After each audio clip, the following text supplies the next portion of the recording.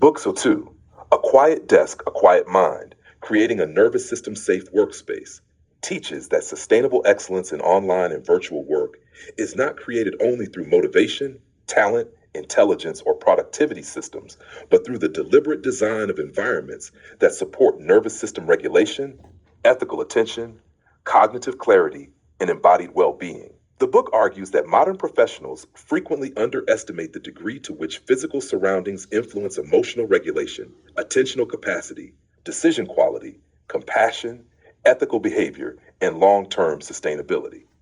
Therefore, the central thesis of Book 2 is simple yet profound. The environment is not separate from consciousness, the environment shapes consciousness. The book introduces the foundational doctrine that a quiet workspace is an ethical intervention into the nervous system.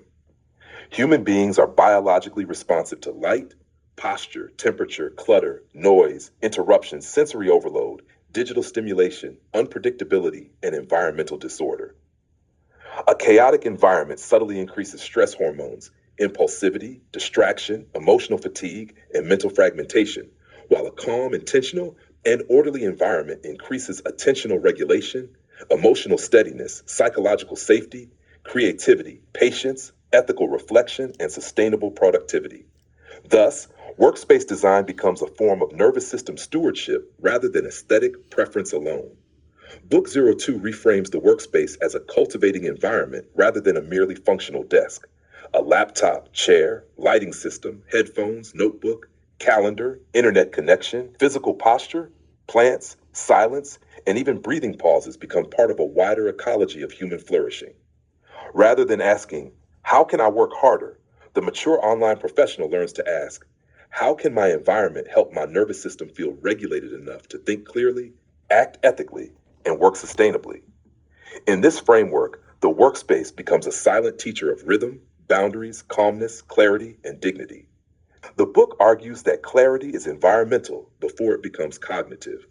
Mental confusion is often amplified by sensory overload, environmental disorganization, excessive multitasking, visual clutter, digital chaos, unstructured schedules, notification saturation, poor ergonomic design, insufficient rest, and the absence of intentional transitions into work. Therefore, the calm online employee intentionally cultivates order, a clean desk, meaningful lighting, predictable rituals, healthy posture, noise reduction, mindful digital organization, realistic workload boundaries, structured focus periods, hydration, fresh air, sunlight exposure, movement, and moments of intentional silence. The goal is not perfectionism, but environmental coherence that supports psychological regulation. Book 2 also presents an advanced doctoral level ethical insight for KOLs and future educators. Environment design is a form of compassion and governance. Individuals who intentionally cultivate calm spaces become more emotionally available, patient, thoughtful, and trustworthy in relationships, teams, classrooms, workplaces, and public leadership. A dysregulated environment often creates dysregulated communication, while a regulated environment supports reflective dialogue, ethical restraint, attentional depth, and wiser decision making. Thus, creating calm spaces becomes both self care and social responsibility.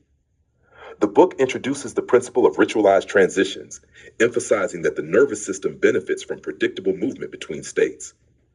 Rather than abruptly jumping into work, the calm professional begins with grounding practices, breathing, hydration, stretching, intentional planning, reviewing priorities, posture awareness, silence, and nervous system check ins.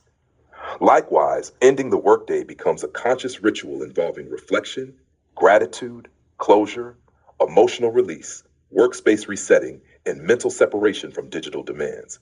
Such transitions protect emotional energy, reduce cognitive residue, and prevent work from invading the entirety of life. Book 2 further teaches that digital boundaries are environmental architecture. Notifications, browser tabs, multitasking habits, constant messaging, social comparison, and information overload are understood as environmental stressors rather than purely personal failures. Ethical online professionals therefore intentionally design digital ecosystems that support clarity, limiting interruptions, organizing files, structuring calendars, simplifying tools, reducing unnecessary digital noise, protecting attention, and cultivating deliberate rather than compulsive engagement with technology. In this framework, technology should support nervous system stability rather than destabilize it. For KOLs, Book O2 teaches that influence emerges not merely through speech, but through atmosphere. People learn from the emotional climate a leader creates.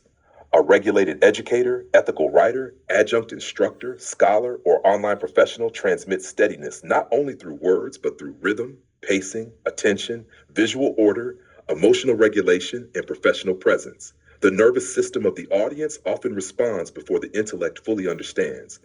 Therefore, calm environments become part of ethical communication itself. Ultimately, Book Zo2 teaches a single cultivating truth to embody and learn by heart. A quiet desk is never only a desk, it is a nervous system ecosystem. A calm environment creates a calmer mind. A calmer mind creates wiser choices. Wiser choices create sustainable work, ethical leadership, and human flourishing. When we design spaces that protect attention, dignity, peace, and embodiment, we do not merely improve productivity. We become more fully alive, more compassionate, and more capable of serving the world wisely.